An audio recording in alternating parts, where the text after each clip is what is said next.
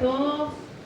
Bueno, antes de dar comienzo a la conferencia de prensa, esta conferencia en defensa del sistema republicano, de la democracia, vamos a poder leer el texto completo de las adhesiones por una cuestión de tiempo, así que vamos a ver.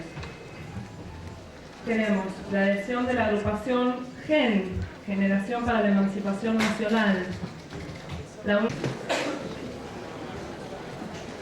En esta sorpresiva situación en la que no solo me encuentro yo, sino se encuentra todo el Poder Judicial de la Ciudad Autónoma de Buenos Aires,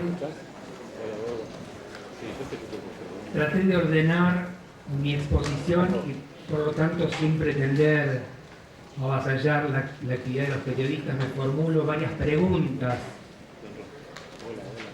Obviamente después los que quieran formular otras lo van a poder hacer, pero empiezo a hacerme yo algunas preguntas para dar algunas respuestas. La primera es ¿por qué este ámbito? ¿Por qué la conferencia de prensa en este lugar? Hace casi 10 años yo fui designado por esta legislatura de la Ciudad de Buenos Aires como juez de primera instancia. Y hace 10 años juré en este mismo lugar físico, en el recinto de la legislatura, por el pueblo de la Ciudad de Buenos Aires, cumplir con mi mandato de juez. Y en estas circunstancias en las cuales parece desdibujarse mi función,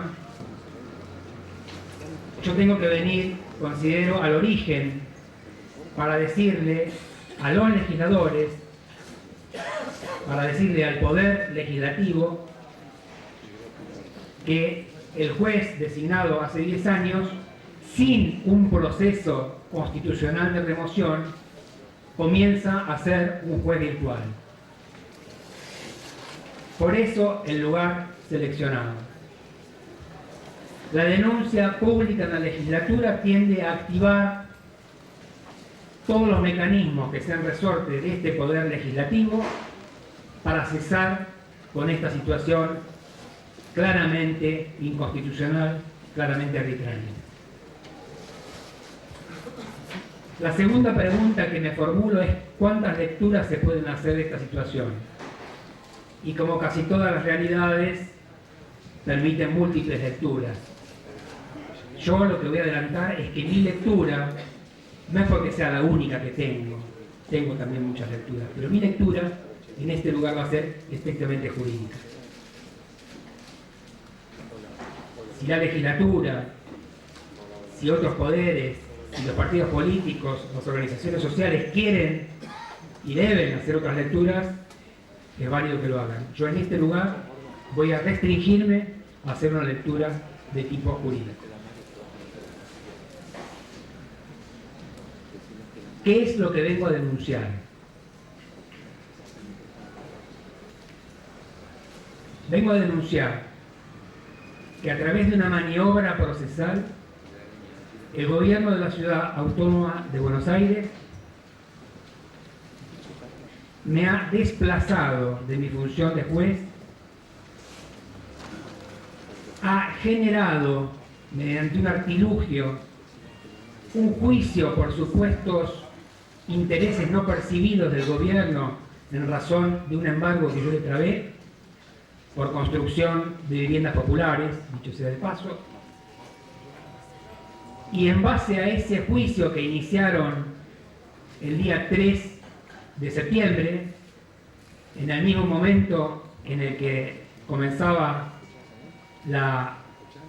debía comenzar la audiencia de explicaciones y luego comenzaban los allanamientos y secuestros de documentación vinculados con un tema que más adelante voy a profundizar. En ese mismo momento el gobierno inicia esa acción de daños y perjuicios.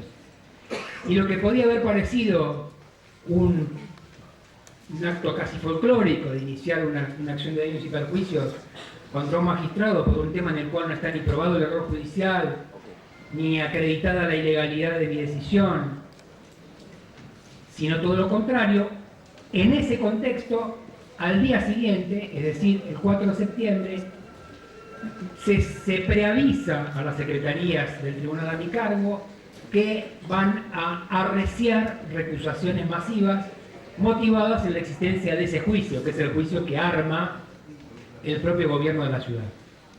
Y efectivamente lo que preanunciaron por teléfono se cumplió a los minutos. Comenzaron a aparecer diversos abogados de la planta de la Procuración con centenares de recusaciones, todas originadas en ese juicio armado.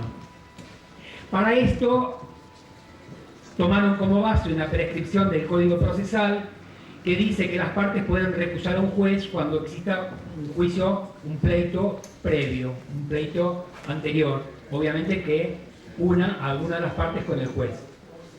Esto, que es claramente importante para el sistema, que es garantizar la imparcialidad, está pensado para un juicio, para una situación en particular, y jamás está pensado para un proceso de recusaciones masivas, y mucho menos está pensado para un juicio que se genera con posterioridad a los expedientes, sino justamente para un juicio que existe antes del sorteo de los expedientes.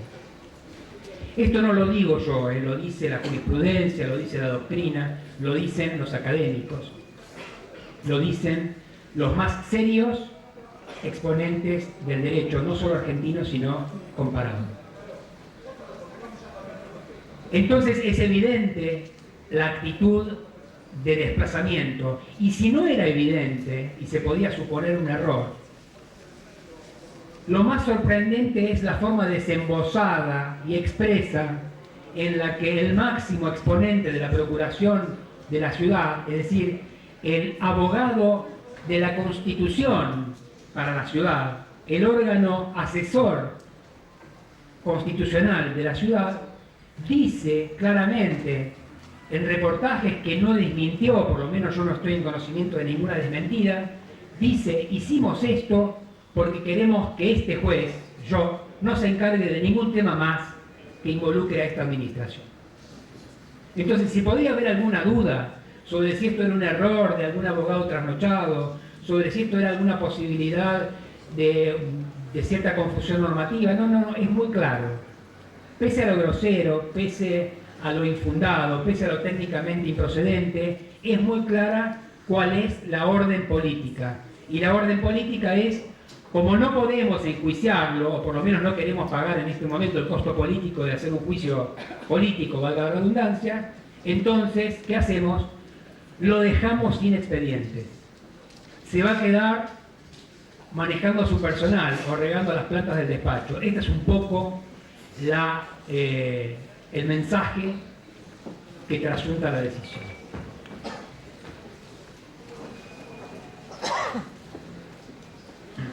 ¿Cuáles son los hechos antecedentes? Y esto me parece que es lo más importante para señalar.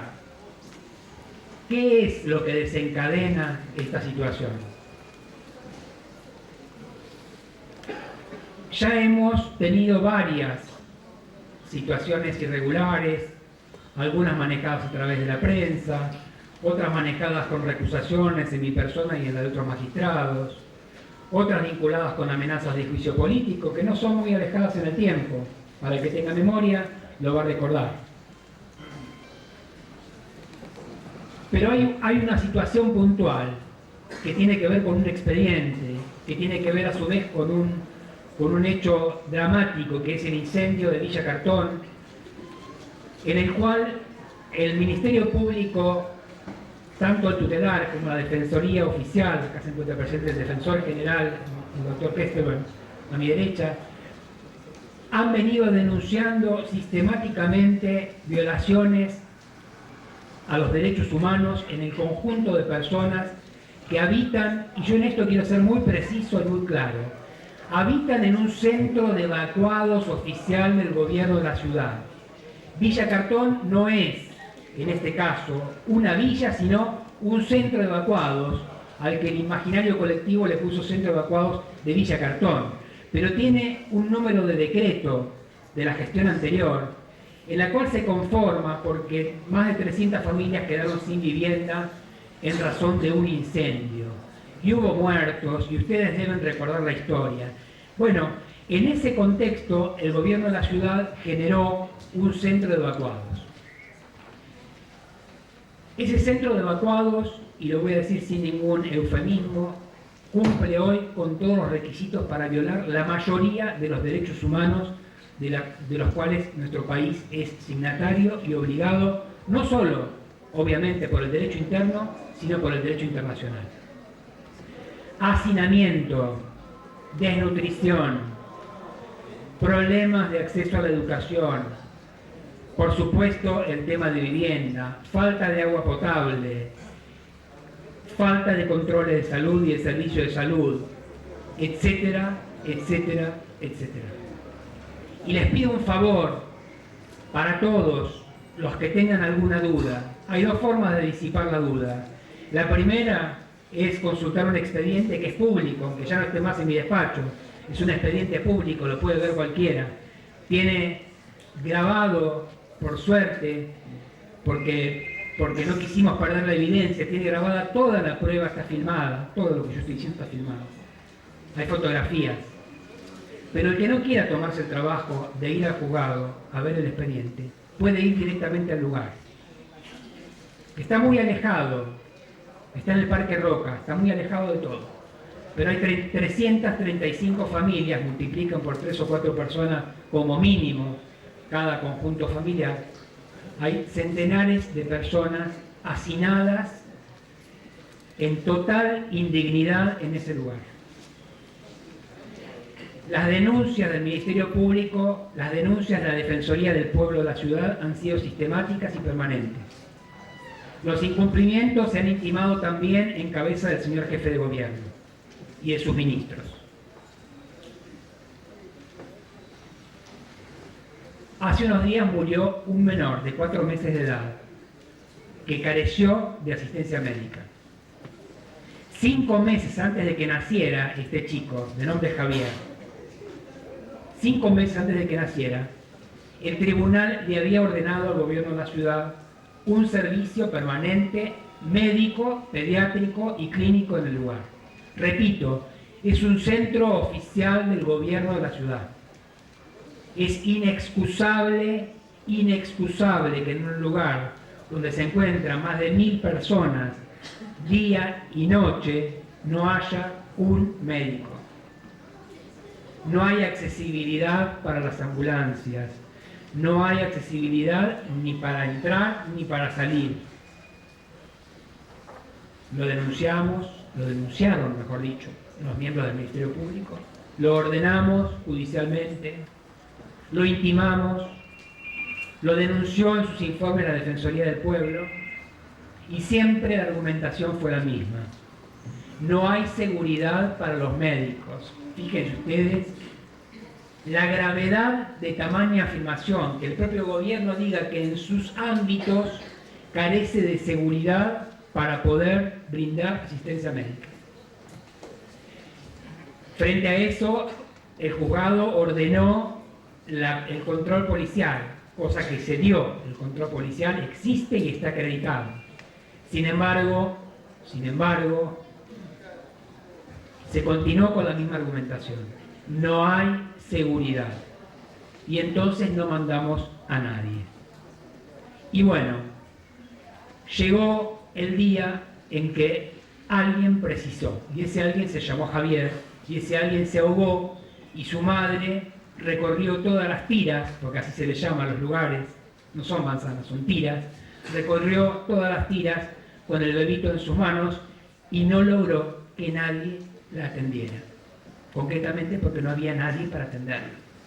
Y cuando consiguieron un auto que se dignó, porque nadie para, porque como hay inseguridad nadie para, cuando consiguió un auto que la llevara, obviamente llegó con el chico muerto. Esta es la realidad. Esta es la realidad. Y entonces el Ministerio Público pidió una audiencia de explicaciones para que las autoridades políticas de este gobierno vinieran a explicar qué había pasado, que durante tantos meses se había ordenado algo y no se había cumplido. Y además a exigir que alguien fuese responsable, que hiciera un sumario, que alguien hiciera cesar este estado de impunidad. ¿Y cuál fue la respuesta? No vino nadie a la audiencia de explicación, ni el jefe de gobierno, ni ninguno de sus ministros. Y enviaron a un abogado de planta que balbuceó esa misma explicación frente a la madre y frente a la abuela del chico. Dijo que no había condiciones de seguridad. Y dijo que él no tenía ninguna documentación para acreditar lo que estaba diciendo, porque no la había traído, pero que la documentación estaba en tal, tal y tal lugar. Y describió 7 lugares. Y se equivocó, porque describió uno que después no era. Pero bueno, describió 7 lugares. En función de esos 7 lugares, el Ministerio Público, y esto lo quiero volver a recalcar, no es la alocada decisión de un magistrado apasionado. La cabeza del Ministerio Público, en este caso la Asesoría General Tutelar, con el apoyo siempre presente de la Defensoría General oficial, solicitaron a través de la Asesoría de Primera Instancia, en cabeza del doctor Gustavo Moreno, solicitaron el allanamiento de esas dependencias estatales y el secuestro de la documentación. Y eso fue lo que el tribunal resolvió: allanar la Jefatura de Gobierno, allanar los ministerios, allanar la Corporación del Sur y el Instituto de la Vivienda y los hospitales involucrados, y secuestrar la documentación. Este es el hecho antecedente de un nombre que el gobierno no quiere nombrar, y se llama Javier. 4 meses. Era un chico pobre, evidentemente, seguramente habrá algunos sectores a los que no le interese. No fue tapa de los diarios, Javier. No estaba en la salidera bancaria. Pero bueno, es lo que pasó.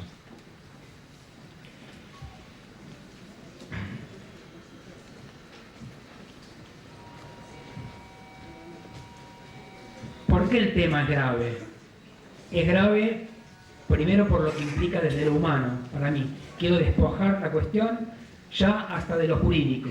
Desde lo humano, desde la más mínima humanidad, religiosa o laica, de la más mínima humanidad, que al día de hoy sigamos en esta ciudad tan rica, en esta ciudad con tantos rascacielos y tanta construcción, sigamos con ese vergonzoso enclave de pobreza e indignidad, es grave, es muy grave. Pero desde lo jurídico, ¿por qué es muy grave? Primero, porque este avasallamiento del Poder Judicial por parte del gobierno es un antecedente central para cualquier intento de intervención federal. Y el jefe de gobierno lo tiene que saber, que sus decisiones avanzan hacia la ruptura del orden constitucional local. Y eso está claramente prescripto en la Constitución Nacional. Primera parte.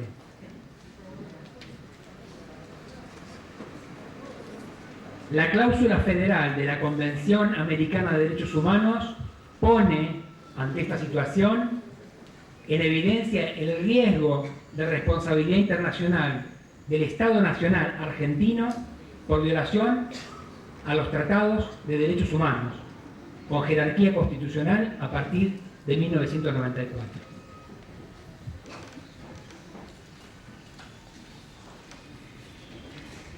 Y esta decisión de usurpar a través de la veda de otro poder, usurpar las funciones judiciales, siendo la administración, el Poder Ejecutivo, ahora el que determine qué jueces van a poder resolver y qué jueces no. Porque hoy soy yo y mañana puede ser cualquier otro. Y mis colegas lo tienen absolutamente en claro. Cada uno con sus estilos, muchos de ellos están acá. Ellos saben que este es un comienzo de una política, de una práctica de disciplinamiento. Esta situación, decía entonces, es grave además, y en tercer lugar, porque significa una usurpación de facultades constitucionales y podría poner al jefe de gobierno en curso en las previsiones del artículo 36 de la Constitución Nacional. Por todo esto y para cerrar, no voy a jugar a la adivinanza de si esto fue una decisión política o no del jefe de gobierno, y no voy a interpretar su silencio. Lo que voy a decir es que hay pocas horas, muy pocas horas, para que quede en claro ante la opinión pública y ante los poderes del Estado si esta es una decisión del procurador de la ciudad que puede ser constitucionalmente removido ya por el jefe de gobierno, en cuyo caso se aclararía al menos cuál es la dimensión política de lo que se pretende hacer, o que transcurran las horas en este mismo silencio, o tratando de inventar nuevas figuras, tratando de llevar esto al terreno personal, a la chicana, a la cosa barata. Bueno, eso también es posible, pero creo que hoy por hoy la sociedad argentina y la sociedad de la Ciudad de Buenos Aires tiene pero muy en claro de qué estamos hablando. Espero que las horas que transcurran nos permitan decir que esto fue nada más que la desprolijidad de un funcionario de segundo nivel. Espero que esto sea así. Muchas gracias.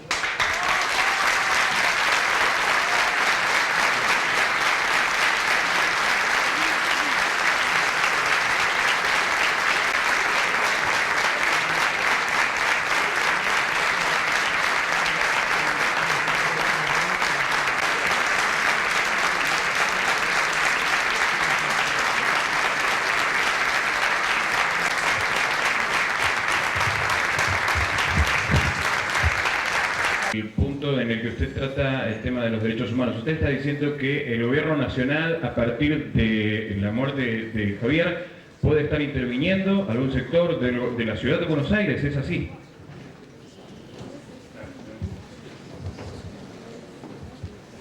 Yo lo que dije es que, si la pregunta es en relación a la responsabilidad, en la Convención Americana de Derechos Humanos existe una cláusula, que es una cláusula federal, en la cual habla a las claras del compromiso de los estados locales, parte de una federación como es la Ciudad de Buenos Aires en relación con el gobierno federal, el compromiso en el que pueden hacer incurrir al Estado nacional, compromiso internacional por violación a los derechos humanos.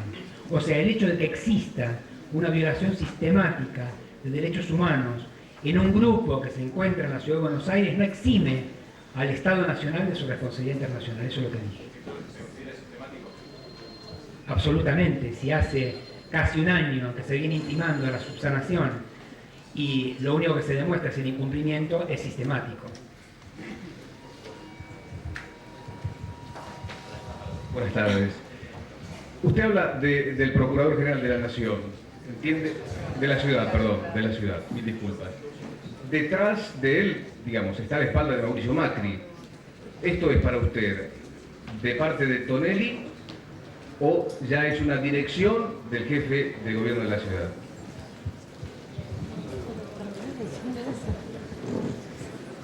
Voy a repetirme. El único que ha hecho manifestaciones públicas y no las ha desmentido es el procurador de la ciudad. Él ha dicho: nuestra decisión es que el juez no intervenga más en ningún caso que involucre a la administración. Y como en nuestro fuero, que es de competencia subjetiva, todos los casos involucran a la administración, la única lectura posible es: este juez no puede intervenir en ningún caso. El jefe de gobierno, que yo conozca hasta el momento, no ha hecho ninguna declaración. Por eso, insisto, hay muy pocas horas, dada la gravedad institucional que el tema conlleva, para que el jefe de gobierno diga si él apoya al funcionario o, conforme las facultades constitucionales que tiene, y dada la gravedad en la que el funcionario puso al gobierno local, lo remueva. Le voy a pedir a los medios que cada vez que van a hacer una pregunta se presenten y manifiesten de qué medios son, ¿sí? Juan Pablo Berri, de Crónica Televisión. Planteado esto como una intromisión judicial, ¿cuál va a ser el próximo paso que va a dar usted puntualmente, si tiene ya pensado uno, por lo menos en el ámbito legal? Bueno, yo he dado todos los pasos al día de la fecha y con este he completado todos los pasos que yo podía dar.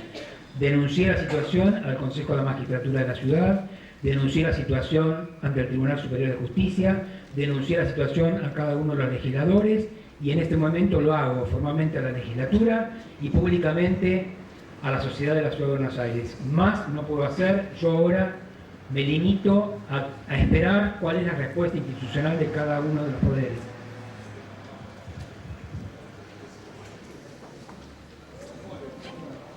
¿No hay más preguntas? Pasamos a leer las adhesiones que quedaron pendientes. Pido disculpas.